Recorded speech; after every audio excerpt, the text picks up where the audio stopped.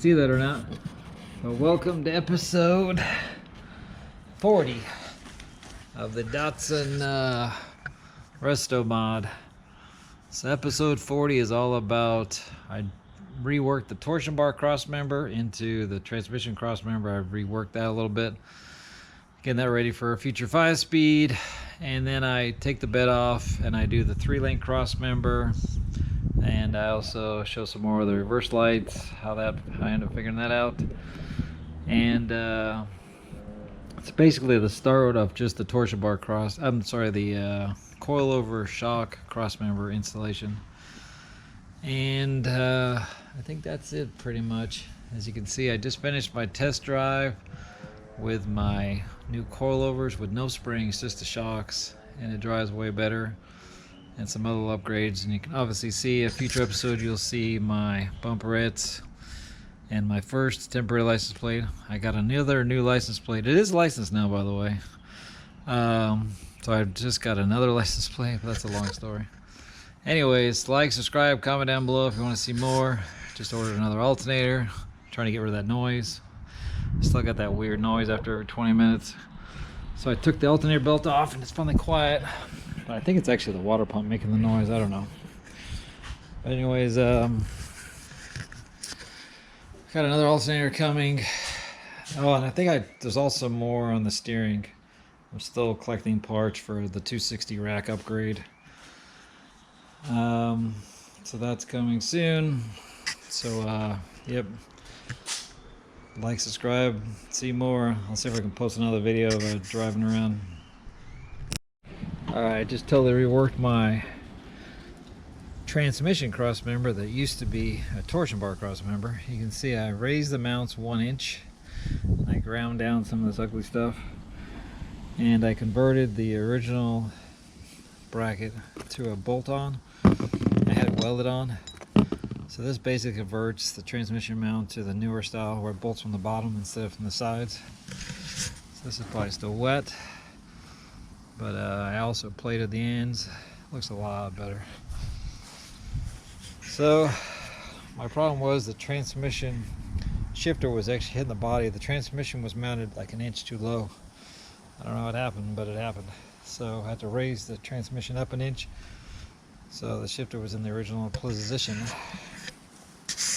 We'll get that installed as soon as that's dry. So here we go. There's a better shot of my new and improved torsion bar crossmember converted into a transmission crossmember. There's the adapter, and there's my notched T-bar crossmember. I don't know if you can see very good with the sun. I just painted it. Let that dry and we get it back in. So there's my reinforced. I had to add some steel here, steel here. Alright, hopefully you can see this. I just rewrapped my wire harness. Since I have the transmission crossmember out right now, my new one, I figured I'd show this. This is the reverse light switch on a 7521 with this weird tranny with it's a manual transmission with a drain pan on it. I've never seen one like that before, but it's a 4-speed. And I guess this was used up into the early 620s. But the reverse switch is the highest switch, the farthest back. Those two front switches are the lowest. Those are your neutral and your fourth gear switch. Don't need those. They're just for the dual points, which, you know, electric. I have electric distributors, so I don't need those anymore. And I may use those for something one day, but for now, one is reverse, which is a red wire and a black stripe. And I think it was a male and a female. Now they're 2 male bullets, because I'm using a 620 switch because they're easier to find than a 521 switch. At least they got reverse lights, so I'm going to go ahead and tape these up. You can see where I had to splice on a new connector. And I went ahead and pulled out all these old wires. Oh, I can't reach them now. If you can see them hanging there. I'm pulling out all those wires for the other switches I don't need. Gonna remove all the wires out of the harness that I don't need. Simplify. So there you go. The reverse switch is the highest, farthest back, at least on a 70. The books, all the books I've read says it's the front switch, which doesn't work for me. So I don't know why, but the Haynes book and the Climber book were both wrong. So anyways, now you know. Alright, so here's my completed redesigned torsion bar crossmember converted into a transmission crossmember, and it's installed, taped to the wires, and it's good to go. I really like it. I think I forgot to mention I also notched, oh, the light died, notched the crossmember there because the parking brake keyboard was rubbing on it, but the light died. Great. Okay, here's my upper crossmember, upper coilover mount for the bed. This bar has been cut to the length of the truck. It's going to replace the existing one, and it's going to be moved forward just a couple inches. The stock one's almost in the perfect place. But in order to get the coilovers to mount the same as I think it was 55 degrees as stock, I got to mount the shocks, the coilovers here. I made some blocks of wood to match the angle.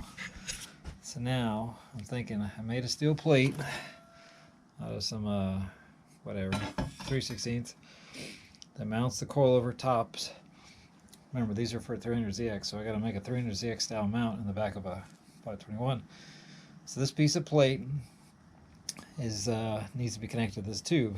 This is a 1/4 inch, and so I've got one piece of angle here that'll weld this plate to that, and then this can weld to that, and this can slide back and forth until I get it just right, but that should be about where it is. And then I need to be able to get my hand in here because this is upside down, so I got the coil spring here, right? So I can't put a plate on here, so I can put a piece of steel on here, or even like that. Either way, that'll be out of the way. So weld that on there, weld that to that. Maybe I won't weld this to this yet. I think I maybe I should. I like to weld all this together on the table and then take it to the truck, weld in the truck. That's how I did the Pathfinder upper 5-link whatever mounts. It was easier to do it all on the table upside down and get it all square and as straight as possible. I think I'll tack these on, take that to that, weld that to that. I can always move it if I need to. I can weld this to this. So yeah, let's see if I can make that perpendicular. And then I gotta make another one. This is my first design, so I gotta cut this. And I gotta cut, I think I gotta cut this twice. No, I think I gotta cut this on one of these lines, make another one.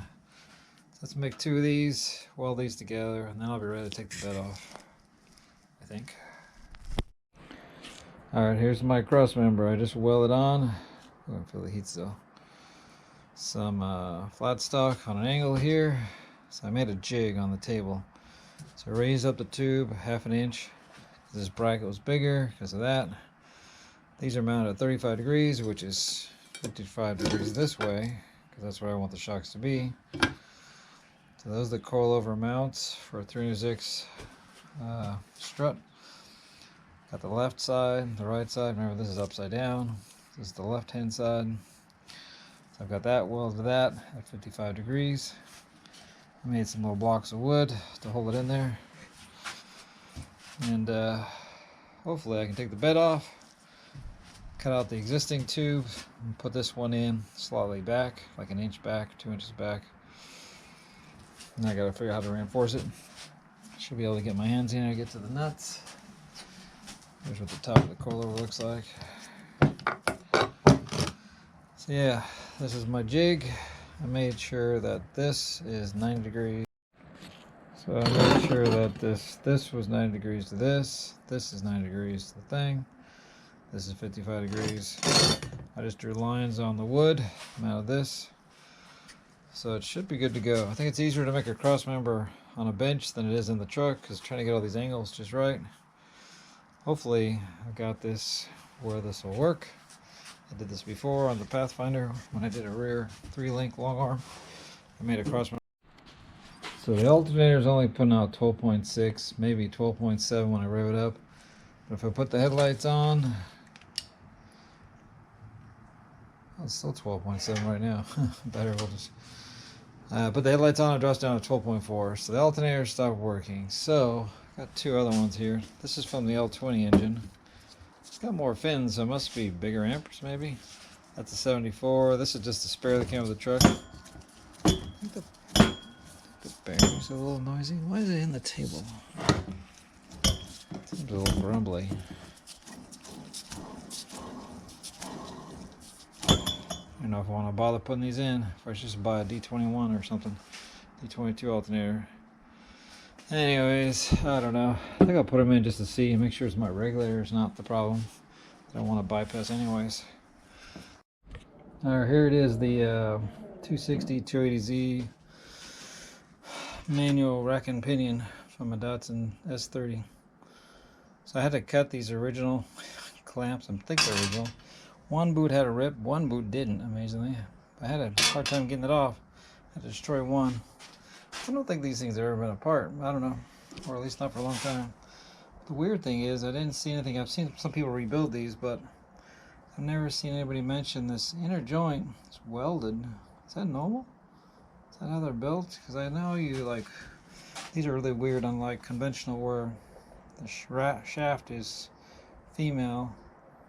I think this shaft is actually male. I think that's the shaft. I don't know.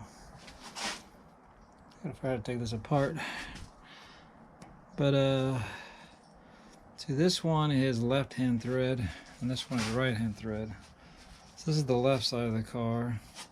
And it's left hand thread. So I know when you buy a brand new one of these racks, they come with two right hand threaded joints, because these are hard to find or something. This one's actually still pretty good. I'm debating whether or not to, I think I may replace this one with a right hand thread. That way I can use D21 adjuster sleeves with D21 turret ends, maybe. Anyways, I got that off, degreased it, need to clean up and paint it. Need to measure this thing. I read it was such and such dimension.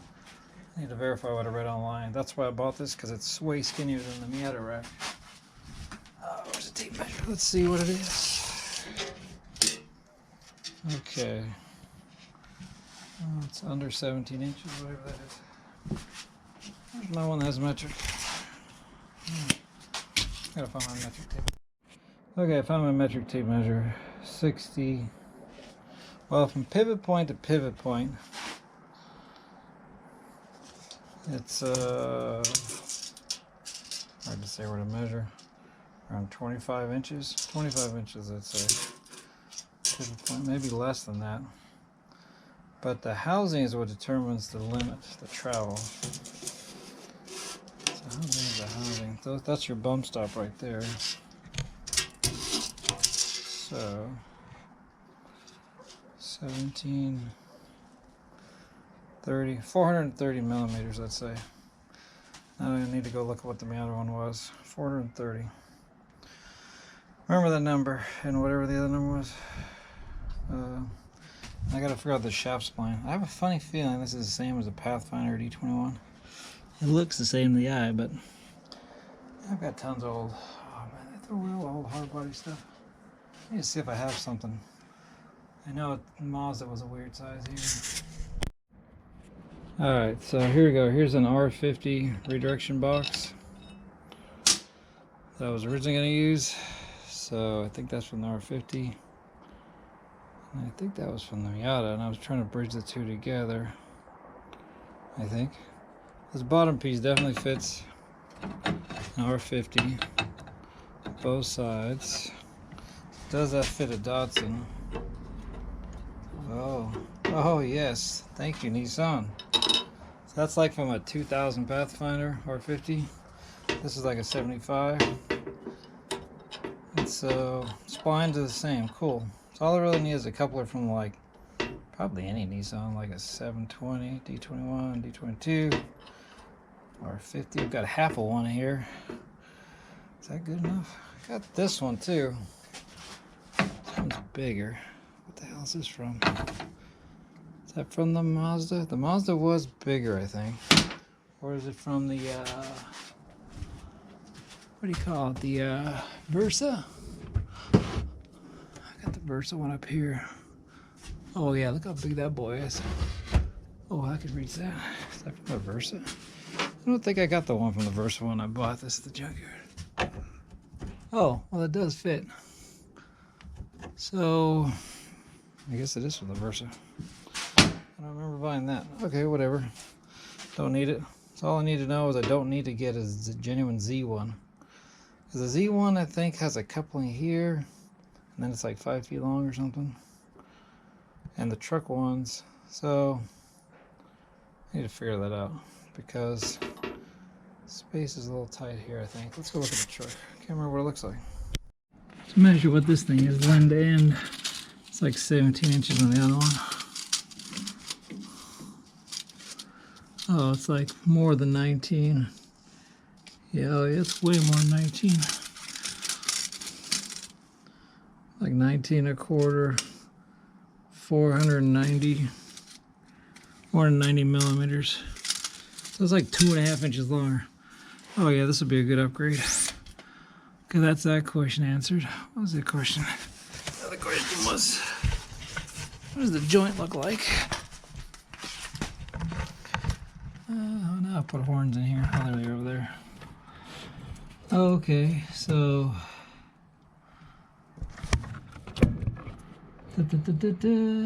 yeah, I don't know if I want a big old round rag joint like I think the Pathfinder and stuff has. I just want a U-joint, just like that one.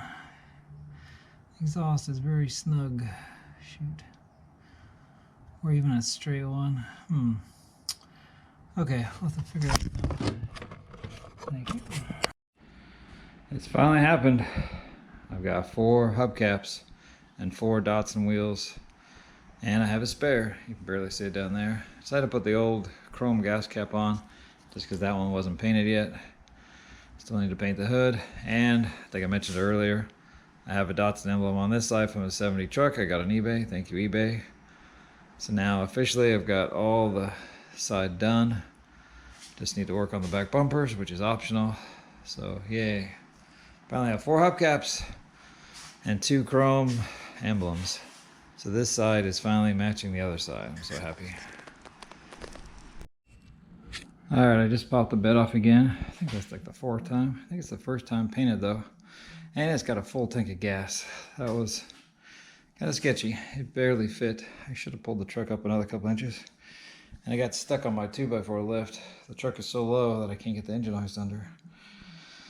So, and I did go from 4-inch blocks to 3-inch blocks, but I went smaller tires. I don't know, I guess I've never done it with the wheels on the ground before. I guess it was on jack stands last time. Can't remember. Anyways, there's the new coil-over cross member. That's going to replace this one. Just need to unbolt this one, pop this one out, put that one in. So now I have a spare. I didn't want to do this, put in my coilovers until I had a spare. So, just like whenever you're doing a 3-link suspension, you want to make sure you have your gas tank, your muffler, and your spare tire, anything you want in here, figure out. I almost wanted to put the, before I do the 3-link, I want to install the gas tank, probably right there. And then I may even do a bigger muffler. And so I'll know what space is left. I think there's enough room for a panel bar and a 3-link. So that'll be the next phase. Today's phase is just putting in the coilovers. So I want them to go where the shocks were. So let's cut that thing out, and then we got to obviously got to cut it in 4 places, plus the brake line bracket. It may go back in somewhere, but let's see. Okay, so I've just cut 1 tube. I just measured the frame, by the way. It's about 0 to 1 degree. Some of these are like 1 degree and some of these are like 0. Most of them are like 0.3 to like 1. So that's before I cut anything, did anything. Because when I cut this, it actually, bing, actually popped open a little bit. So I cut that one, I'm working on that one. But before I cut it out completely, I want to try explaining what my goal is here. The reason I have to cut this out, as you can see, this is the new coil-over crossmember. Coil-over shock cross member. So it's going to basically mimic this original one. Instead of using shocks on the front side right here, I'm going to use coilovers in the same location, same angle, or close to it. I don't care if I'm off 5 degrees. It's not a big deal. But the idea is to replace this one with this one and have the shocks go. I'm going to have to raise the exhaust up a little bit more. But at the same time, this is going to go down. I want to get it as high as possible to the frame as possible because the shocks are, you know, a fixed size. They're 300ZX spec. And I've got tons of adjustability in the lower mounts, and the coilovers are adjustable. According to my math, and I'm just me, not by math. I didn't do any math. I just shoved the thing up here, and it was kind of hitting this, and it seemed like it was going to fit. So seems like it'll work. And then I'll do a 3-link afterwards. Whew. So obviously I gotta cut this at some point. So this was actually opposite than what I thought. So I can actually cut this. I was thinking of cutting this straight back here and just extend this out. I thought I was gonna have to shorten this. But you can see I want the hole right over. Come back a hair. And obviously I can notch this, or I can move the tire over. But my idea is still looking plausible, doable. Don't worry about the brake lines that look like crap. This is the original one, had to kind of go straight. This one needs to be cut and lengthened and doo-doo. I'm not gonna fix all the permanently mount the brake lines until all the links are in. I may even put in a 720 rear end, but I'm definitely gonna put a 720 third to get the gears down to like 3.7. But so I don't know if this housing, I'll probably just keep this housing. Already got my rear disc brakes working excellent. I reversed and they work awesome. Parking brake works awesome. So this is the next step, shock absorbers. As you can see, the truck, I've driven it a little bit, and with no shocks. It's pretty soft. The rubber bushings are original and wasted. I could keep the leaves if it wasn't for the fact that I had to have 4-inch blocks or 3-inch blocks. And I just hate the way they look, and might as well do coilovers, what the hell. I've never done coilovers before, so let's see if we can do this thing.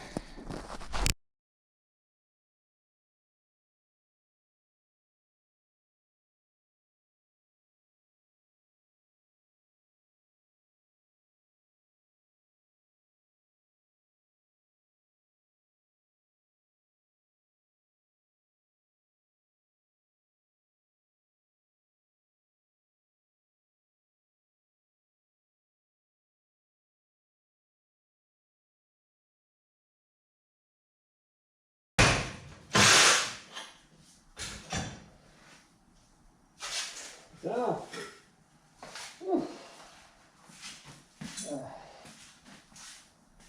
that's like 11 gauge. Like I thought, I ever use that somewhere somehow. Maybe that's my guessing. Maybe.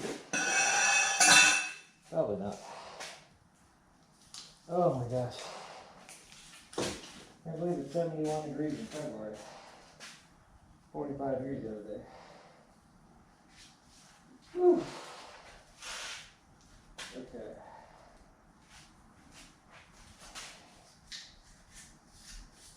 Oh, that's gonna look good. The tire didn't fall off.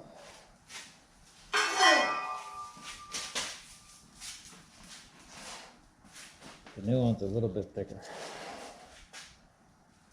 Can you see?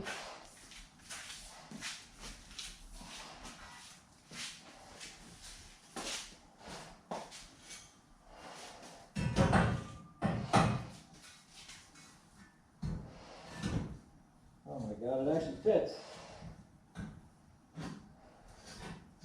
Surprisingly, I gotta figure out those bumps. A little bit. Wow. Okay.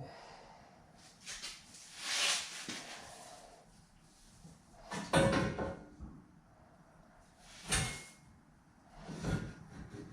basically want it right there. I wonder if that would hit. Obviously I can cut this off. I can cut this whole thing off if I have to. It looks like under the bed. So there is a crossmember right here. That's why. I'm going to try to do this with the bed on, but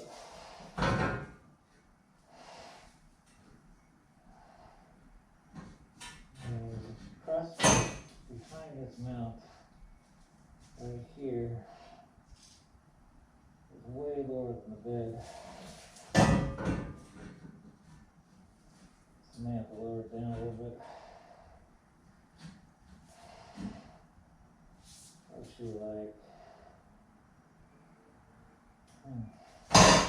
I gotta do some math. Lunchtime. So here's the bed. The bed floor is way up here. My shocks were like basically right here. Here's that bed mount. Here's this big crossmember. I'm not cutting the crossmember. So what's that mount here? That means the crossmember is right here. So does that mean I can't go above this line? You see that it does drop down below the bed that much around here. So I need to put a piece of wood on here to mimic the bed. Make sure I don't shoot myself in the foot welding this on. I cannot put this bed back on and off very easily by myself. So I gotta get this right. Alright, so I just mocked it up. I put some square tubing to hold it flat. I put the crossmember here, and I don't like it because this gets dangerously close to the pumpkin, so I have very limited up travel. I'm not planning on lowering the truck crazy, but if I do want to lower it, I would probably barely be able to handle stock height, because the factory bump stops do hang way down. So technically it would work for a stock truck, but for a lower truck, that's not going to work. So I just remembered, I think my original idea was, like I said earlier, I thought I was going to have to shorten this. So I flipped it around. You know, if I put it this way, it lines up really good with the lower mounts, clears the tire, clears everything but the pumpkin, but it leaves me very little room for a panhard bar. So that's not good. But obviously, if I put it on this side and put it inside those mounts, I just measured it. This actually sticks up like an inch. This is like 1 3/4. This is 2-inch tubing. There's actually like more than 1/4 of an inch up. It's meant to be. So if I put that tube on top of the tire inside there, everything lines up perfectly. I've got tons of pumpkin room. I got panhard bar clearance, shocks clear, everything. It was meant to be. And even Nissan boxed the frame all the way to here. They didn't box that last little section, but perfect. I'm happy with that. So all I gotta do is grind this out, weld this. I'm gonna lose a bolt. I could weld a stud in here, or a captive one or something, or just leave one in, or drill a hole through the bottom. I'm not gonna measure. I don't want to worry about it. 8 bolts is overkill. I know this was a 1-ton truck in some countries. So I think I'm just gonna go to 6 bolts. You know what I could do is I could technically, what do you call it? Weld a nut in there, put a bolt down, screw it into that. I don't care. 6 bolts is enough. So yeah, let's grind the paint off of that. And there, we'll cut this off. And I don't even think I'm gonna take the tire off. Now, the hardest part is probably gonna be cutting this in a circle. That's probably gonna be the hardest part. Probably just got to straighten and weld it up. And the upper crossmember will be in. So this was my temporary thing, but I didn't like that. I did originally plan on putting it behind, I think. So that's where it wants to tell. That's where it's telling me it wants to be. That's where it's gonna go. I don't know if I can hold it there. Yeah, I can't really get it there because it's stupid. Let me cut these off. Then we can put it in its home. And I don't see any reason why that can't go there. I think it's gonna clear everything. It's the bed. It's gonna be underneath these tabs, right? Yeah, the tube's gonna be under here. There's nothing under there. This is a crossmember. So yeah, I think that was my original idea, was put it behind this crossmember because I didn't want to go into that. Oh my God, fire trucks. Yeah, I think that was my original idea, is just go right underneath here. I mean, obviously the farther forward, you know, like release springs, like 60 to 70% of the weight is on that one bolt. And like 40 to 30% is on this bolt. But I'm going to move 100% of the weight of the truck here. But I'm not going to be hauling 1 ton of anything with this thing. I'll be hauling my kayaks and stuff. So the hardest part is gonna be checking out the exhaust, because I need to put a curve in there. I need to bring the exhaust up a little bit higher to do the pan hour, but that's another day. First step, coilovers. Second step, we'll do the links.